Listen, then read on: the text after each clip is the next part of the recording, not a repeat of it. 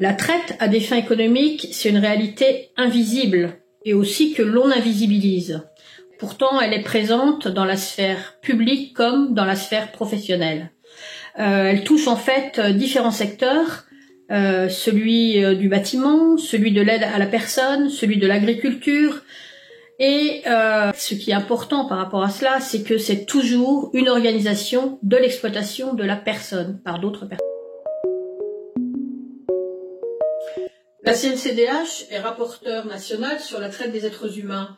Et il est important pour nous de faire des recommandations pour lutter contre ce fléau de façon efficace, d'autant que pendant 3 ans, la France n'a pas eu de plan de lutte contre la traite des êtres humains.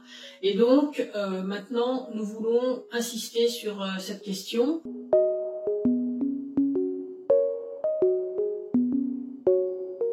Et la première idée, c'est qu'il faut absolument revoir la définition de la traite à des fins économiques, en particulier dans le code pénal, parce que la définition actuelle est complexe et du coup pas forcément facile à aborder.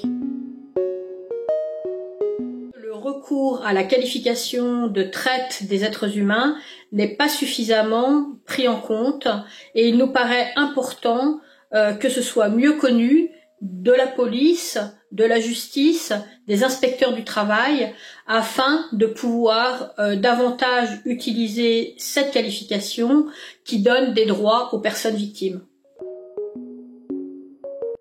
La troisième idée de cet avis, c'est de garantir les droits de toutes les victimes, et en particulier les victimes étrangères qui sont majoritaires et qui ne connaissent pas leurs droits.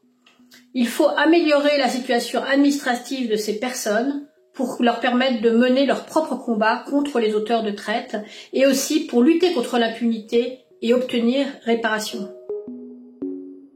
Le logement est absolument fondamental pour que les victimes puissent être présentes pendant tout le long de la procédure jusqu'à la réparation. Sans logement, les personnes risquent de retomber dans l'exploitation même si à un moment elles arrivent à en sortir.